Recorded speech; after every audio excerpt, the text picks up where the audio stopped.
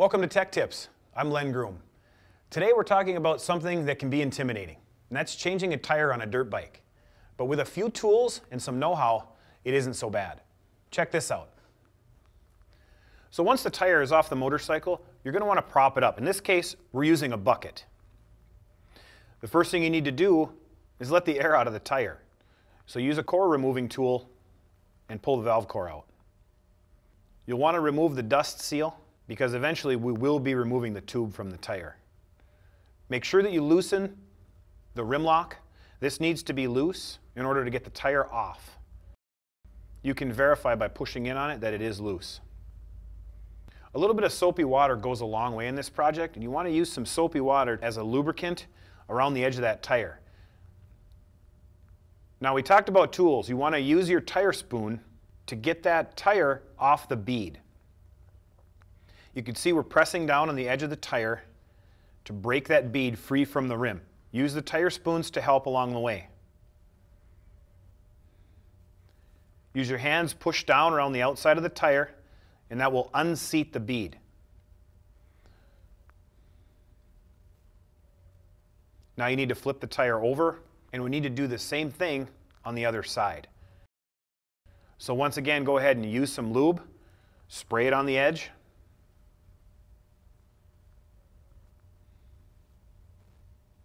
And then use your tire spoon to press in between the tire and the rim to force the tire off the bead. Okay, we usually start at the rim lock. You're going to want to put your tire spoon underneath the tire on the rim, being careful not to pinch the tube. That's the big fear here, is pinching the tube, and tire spoons help to not do that. So you want a good set of tire spoons for this project. Start working that tire around the rim with the tire spoon. As you can see, we're holding in one spot. Once you get it about 3/4 of the way, it'll start to come a little bit easier. As you can see, we're not struggling here. Now we've got half the tire off the rim. As I mentioned earlier, we're going to have to reach in there and pull the tube out. So remove the tube carefully. Then once you get to the valve stem, you'll have to push the valve stem back inside the rim and remove the tube. Now we still need to get the tire off the rest of the rim. We still have one bead that's on the rim. So you can see we'll add some soapy water as lube. We'll put the tire spoon in behind and we'll get it started. Now here's a trick. If you've got a plastic hammer, you can go ahead and hit that bead carefully. You don't want to bend the rim here. You want to work your way right around there. As you can see, this helps to push that tire off the rim. Once you get it about halfway, you can see it starts to come off very easily. Pull the rim free, and now we can change our tire. The first thing you want to do is use plenty of lubricant. As I mentioned earlier, this is just soapy water. It works very well. Set the tire back on the rim. We're pretty much going to reverse our process. You take a look at that little yellow dot on the rim. You want to line that up with your rim lock. This is very important for balancing the tire. Get the tire started as best you can. Kind of push it around there. You can see how we're working it around. Use your tire spoon to push the tire on the rim the rest of the way. This is the part that everybody can do pretty easily. There's no tube to pinch here, so you can work your way around there fairly easily. We'll reinstall the valve core into the tube, and now we're going to reinstall the tube into the tire. This could be interesting, but you just want to take your time. Make sure that it goes in unwrinkled.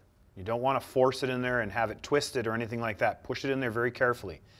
Get the valve stem through the rim, and you can see here we're going to use a nut to hold the valve stem through the rim.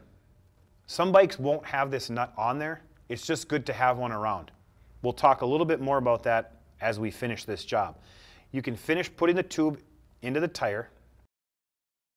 And then we need to move the tire back and forth a little bit. We want to be sure that that yellow dot is lined up with our rim lock, but at the same time, we want to make sure that the valve stem is straight. You can see how it's angled, and we're shifting the tire back and forth to get that valve stem as straight as we can. That means that there won't be any weird pressure or twisting on that tube. Remember, we're going to inflate that tube inside the tire.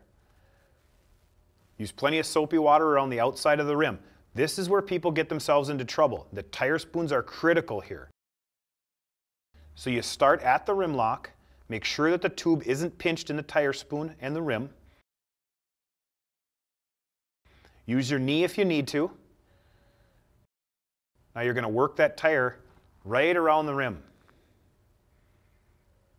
Now it'll go easy until about the halfway point, and then it starts to get difficult, and this is where you need to be very careful that you're not pinching that tube. So every bite you take with that tire spoon, be sure you don't have tube pinched in there.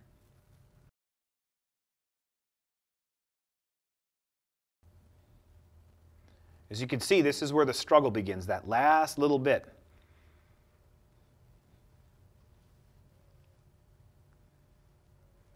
Once you get it to that part right there, if you can't force it over with your hand, a good trick here is to go ahead and use the hammer. That ensures that we're not going to pinch the rim, and it gets that last little piece of tire on there. We won't have a pinched tube if we do this. At this point, you want to add just a little bit of air to the tube. Check your bead all the way around on both sides to be sure that there isn't any tube sticking through and that everything is aligned properly. We want to make sure that there isn't bubbles or air or something coming out of there. Now, one other critical thing is to be sure that the tube is in the tire properly. So what we're going to do here is we're going to remove the valve core, let the air out of the tube once again. You can see how that valve stem wants to retract back in. That'll let us know that it's empty.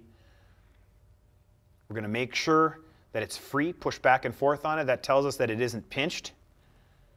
We're going to press on that rim lock just a little bit to be sure that there's tube behind it. You wouldn't want to pinch the tube behind the rim lock. Once we're satisfied that nothing is pinched, we can go ahead and put the valve core back in.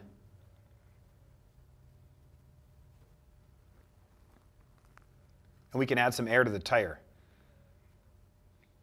Now, if you see a couple bubbles come out here, don't panic. That's just a little bit of the soapy water. That's not a problem. That's normal. Once again, check the bead on both sides.